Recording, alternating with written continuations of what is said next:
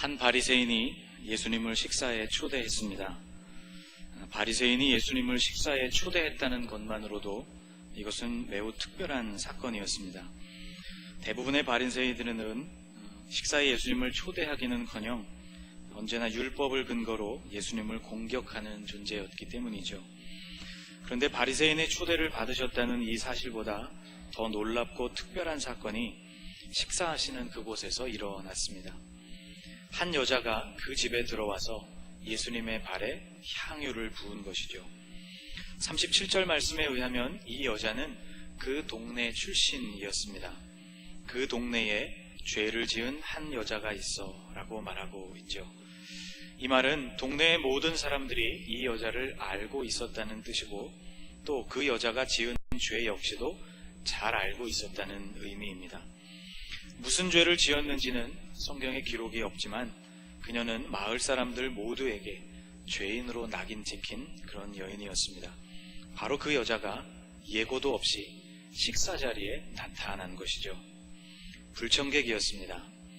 식사를 주관하는 바리새인 시몬은 걱정이 되었을 것이 분명합니다. 아니, 저 여자가 왜 여기에 나타났지? 이 식사를 망칠 작정이로구나. 아마 그렇게 생각을 했을 것입니다. 이 여자의 등장만으로도 그 방의 공기는 사뭇 달라졌을 것이 분명합니다. 그런데 이 여자는 등장한 것에 멈추지 않고 예수님의 발 곁에 서서는 울기 시작했습니다. 확신하건대 이 식사는 망한 것이죠. 38절 말씀을 보면 예수님은 을에 그렇듯 식사할 때 유대인들이 가지는 자세, 발을 뻗고 옆으로 비스듬히 기대어 계셨을 텐데 여자는 예수님의 그 발치에 서서 울면서 눈물을 예수님의 발에 떨어뜨렸고 그 발을 적셨습니다. 또 자신의 긴 머리털로 그 발을 닦기 시작했습니다. 또 그 발에 입을 맞추었습니다. 그리고는 값비싼 향유를 그 발에 부었습니다. 식사 자리에는 어색하고 난감한 분위기가 흘렀을 것이 분명합니다.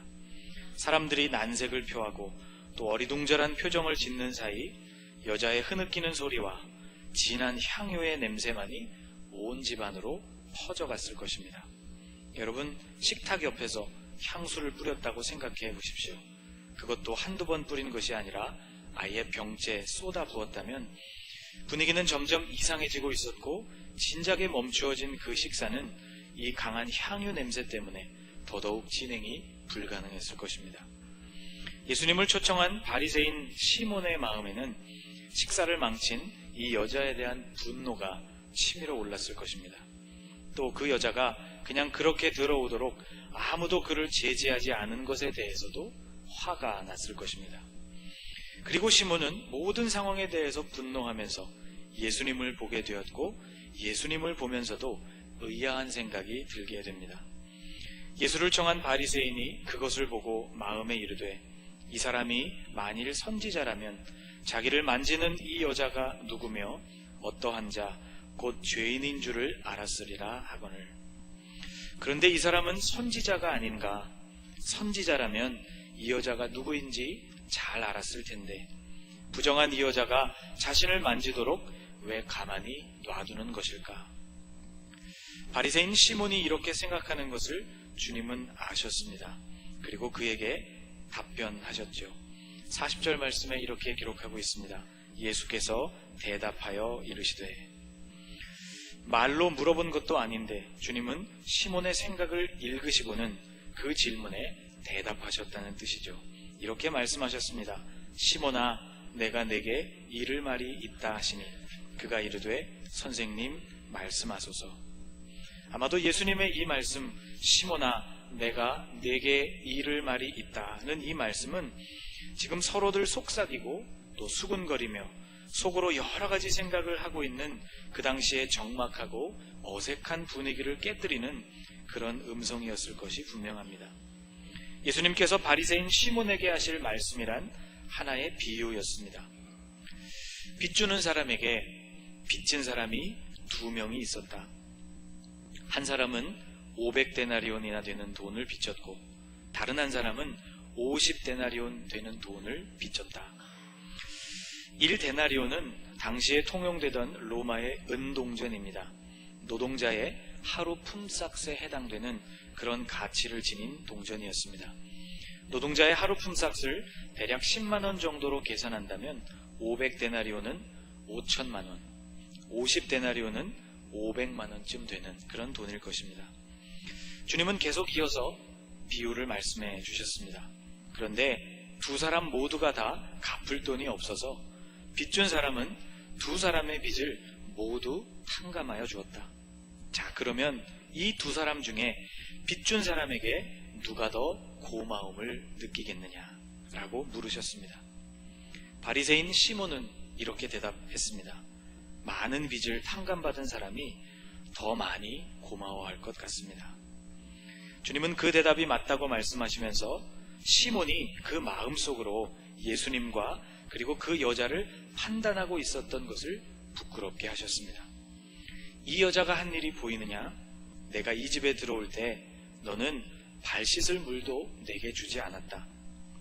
이 여자는 눈물로 내 발을 적시고 그리고 머리털로 닦았다. 너는 유대인들이 반갑게 사람을 맞을 때 하는 인사, 뺨에 입 맞추는 그런 인사조차도 생략했지만 이 여인은 뺨 정도가 아니라 내 발에 계속해서 입을 맞추었다. 너는 유대인들이 귀한 손님을 초대하면 머리에 발라주는 올리브 기름도 나에게 발라주지 않았는데 이 여인은 그 정도가 아니라 값비싼 향유를 그것도 내 머리가 아니라 발에 부었다.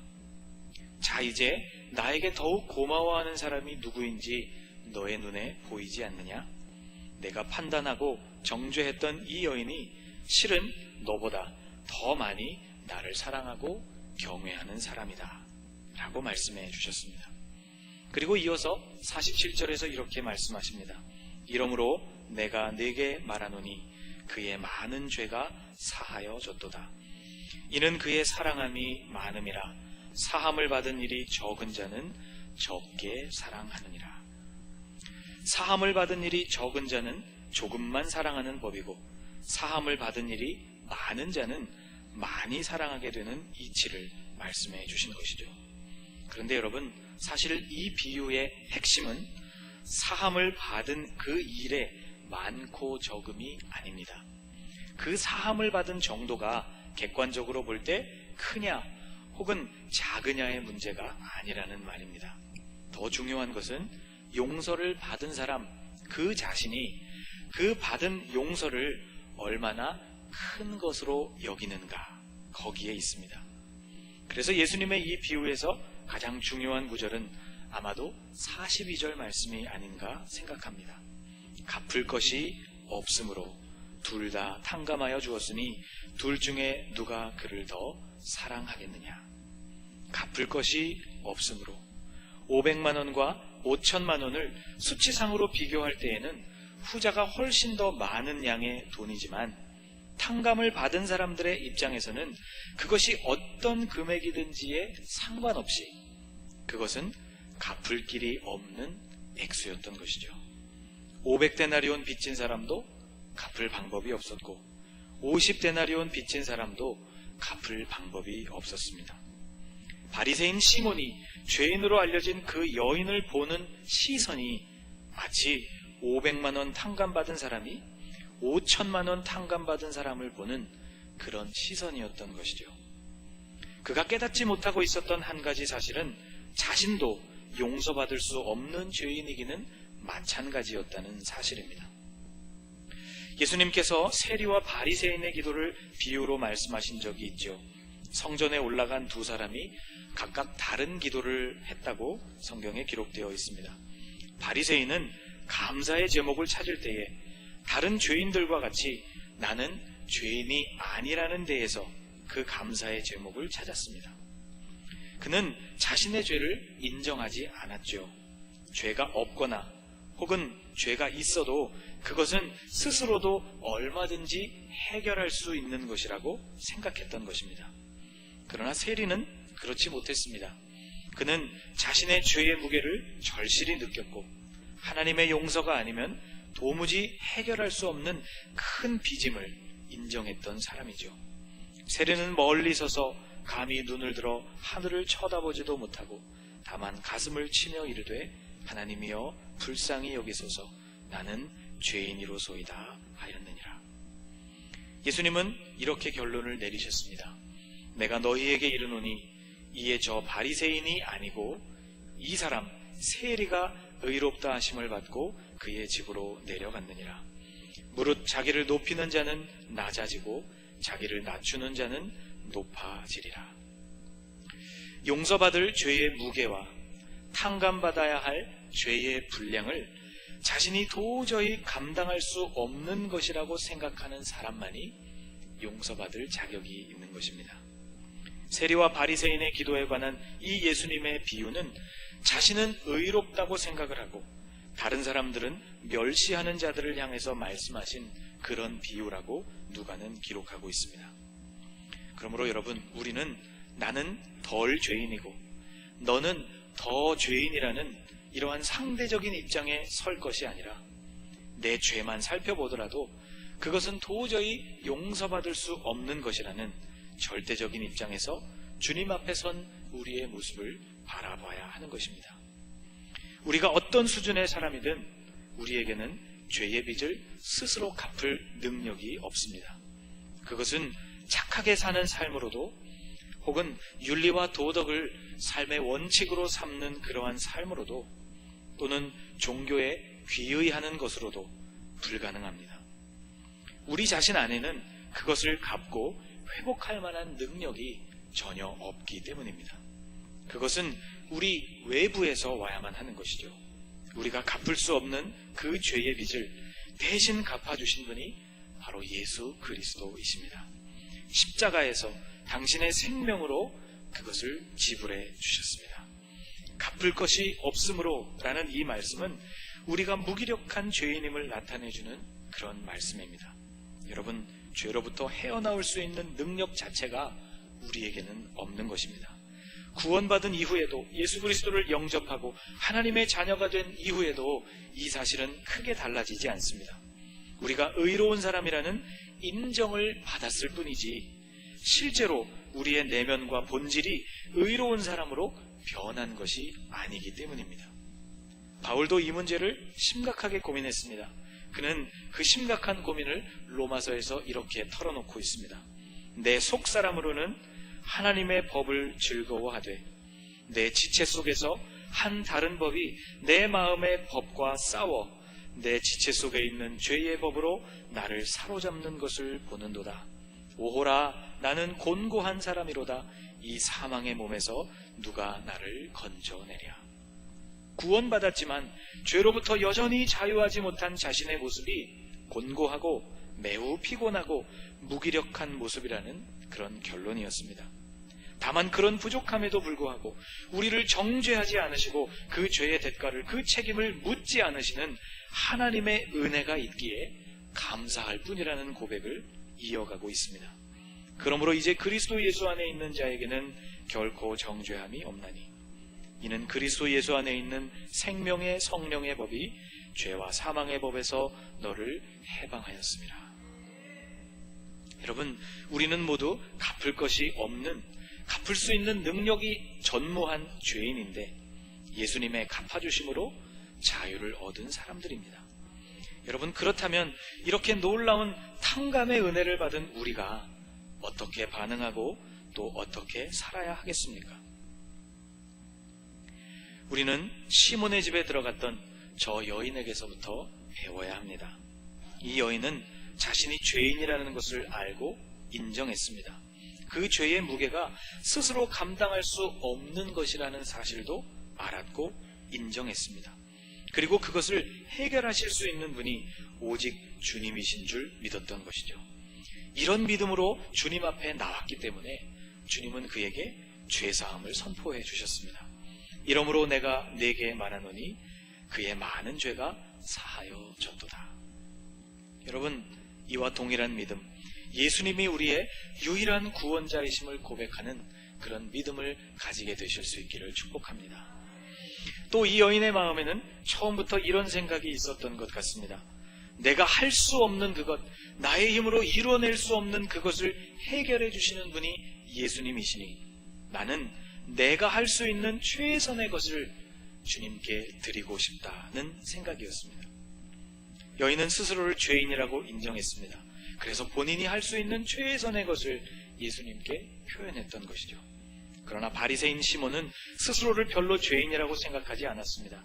그래서 주님을 초대해 놓고도 가장 기본적인 예의조차 갖추지를 않았던 것이죠. 여러분, 오늘 우리의 모습을 돌아보십시다. 나는 어떤 최선으로, 어떠한 최선의 방법으로 주님께 나아가고 있는지를 스스로 묻고 돌아보시기를 바랍니다. 이러므로 내가 네게 말하노니 그의 많은 죄가 사하여졌도다. 이는 그의 사랑함이 많음이라. 사함을 받은 일이 적은 자는 적게 사랑하니라. 용서받은 일이 적다고 생각하면 사랑의 정도도 작아지는 법이고, 용서받은 일이 많다고 생각하면 사랑의 정도도 많아지는 법입니다. 오늘 우리는 우리가 갚을 것이 없는 그러한 존재임을 기억해야 할 것입니다. 그 놀라운 죄의 짐을 주님께서 가져가셨다는 사실을 기억해야 할 것입니다. 그리고 우리를 위해서 갚아주신 주님을 위해서 내가 할 수 있는 최선의 것으로 주님께 드릴 수 있어야 할 것입니다.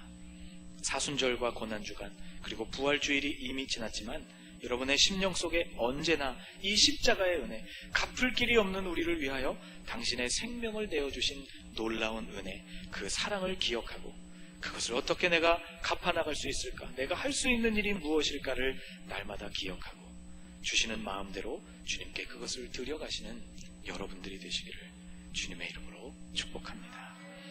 기도하겠습니다.